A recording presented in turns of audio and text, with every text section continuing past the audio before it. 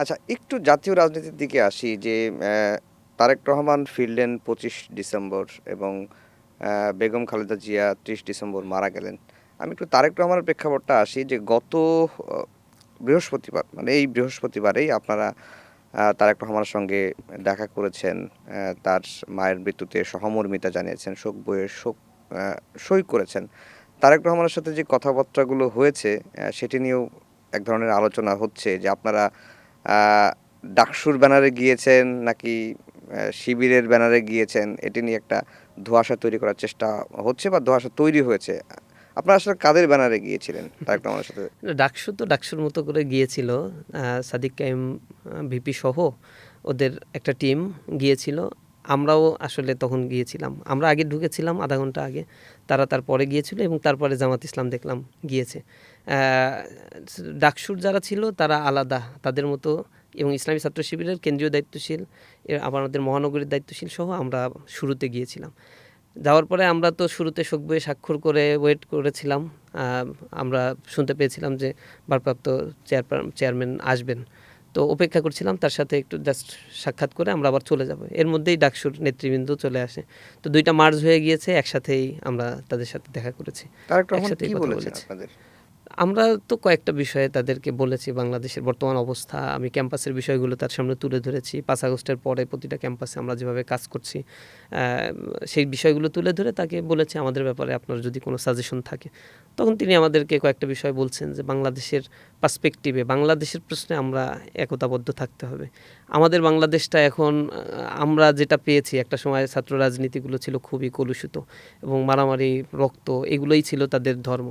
তা আমি আমার সন্তানের জন্য সামনের বাংলাদেশটা নিরাপদ রেখে যেতে পারবো কিনা, তো সেটাই আমার কাছে একটা বড় প্রশ্ন। সুতরাং আমরা চাই যে এগুলোর অবসান হোক এবং নতুন ধারায় রাজনীতিক চর্চাগুলো, সুস্থ রাজনীতি, বাংলাদেশ প্রশ্নে আমরা যেন এক থাকতে পারি, এই সকল বিষয়গুলোই তিনি আশাবাদ ব্যক্ত করেছেন। আমরা তার কাছে দোয়া চেয়েছি এবং আমাদের জন্য বলেছি যে আমরাও এই জিনিসগুলোই চেষ্টা করছি ক্যাম্পাসগুলোতে যেন একাডেমি বান্ধব একটা ক্যাম্পাস আমরা গড়ে তুলতে পারি, আমাদের পরবর্তী প্রজন্ম যেন স্কিল্ড হয়ে গড়ে ওঠে। সেই ব্যাপারে ইসলামী ছাত্র শিবির নিজ জায়গা থেকে কাজ করছে। আমরা আশা করছি ছাত্রদল সেই জায়গায় ভূমিকা রাখবে এবং তাদেরকে আমরা দীর্ঘদিন ধরে সাথে ছিল, আমরা সাথে পাবো সামনে, আশাবাদ ব্যক্ত করেছি আমরা। এই যে 5 আগস্টের আগে জামাত বিএনপির যে একটা সম্পর্ক ছিল, ছাত্র শিবির ছাত্র দলের মধ্যে একটা আন্ডারস্ট্যান্ডিং ছিল, 5 আগস্টের পরে আমরা দেখলাম যে জামাত বিএনপির মধ্যে একেবারে মুখোমুখি অবস্থা। ঠিক একই অবস্থা ছাত্রদল ছাত্র শিবিরের মধ্যে। যে আগের যে বন্ডিংটা ছিল আপনাদের মধ্যে বিএনপি জামাত এবং ছাত্রদল ছাত্র শিবির, সেটি কি আর ফিরিয়ে আনা সম্ভব? অসম্ভব কিছু না। আর আমাদের কাছে তো মনে হয় যে এই সিচুয়েশন তৈরির ক্ষেত্রে আমাদের লিডারশিপ জায়গা থেকে আরও নমনীয় হতে পারলে জিনিসটা ভালো হতো। আমরা চেষ্টা করেছি 5 আগস্টের আগেই যেমন আমাদের সম্পর্কটা ছিল, পারস্পরিক যোগাযোগ ছিল। ইভেন আমাদের দায়িত্বশীলরা ছাত্র দলের অফিসেও গিয়েছে।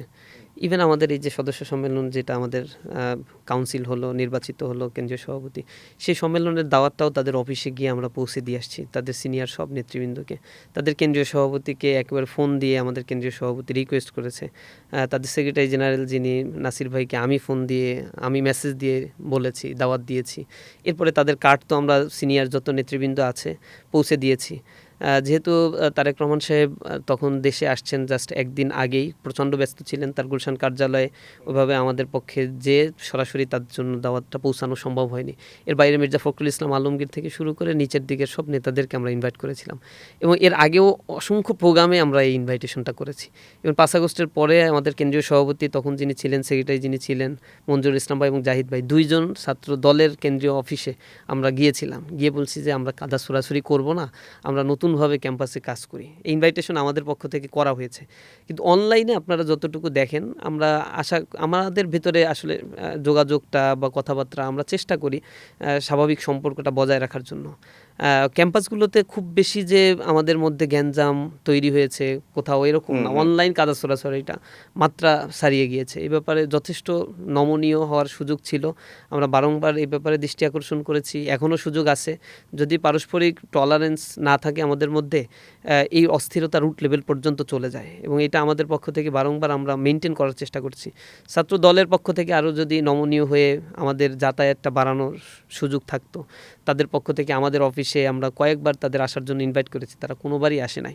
আমাদেরকে কখনোই তাদের কোনো প্রোগ্রামে ইনভাইট করেনি। আমাদের পক্ষ থেকে সর্বোচ্চ নমনীয়তা, সর্বোচ্চ উদারতা দেখিয়ে তাদের কাছে যাওয়ার সর্বোচ্চ চেষ্টাটা এখনও অব্যাহত আছে। প্রত্যেকটা প্রোগ্রামেই আমরা দাওয়াত দিয়ে যাচ্ছি। তো এক হাতে তো আর তালি বাজবে না। এখান থেকে হয়তো তাদেরকেও আরও বেশি ফ্লেক্সিবল হতে হবে। ছাত্র শিবির অনেক বিষয় পারে, তারা সিদ্ধান্ত গ্রহণের ক্ষেত্রে অটোনোমাস, যার ফলশ্রুতিতে আমরা যে কারো কাছে দেখা করতে পারি, যে কারো কাছে যেতে পারি। ছাত্রদলের পক্ষে কখনো দেখবেন না যে আমিরে জামাতের অফিসে গিয়ে তারা দেখা করে আসছে। আমরা তারেক জিয়ার কাছে দেখা করে আসছি, মির্জা ফখরুল ইসলাম আলমগীরের কাছে প্রতি বছরই আমরা আমাদের প্রকাশনা নিয়ে যাই, দেখা করে আসি, ঈদের সময় দেখা করে আসি সব নেতৃবৃন্দের সাথে, এবং ইভেন বাম রাজনীতির দলগুলোর সাথেও আমরা দেখা করি।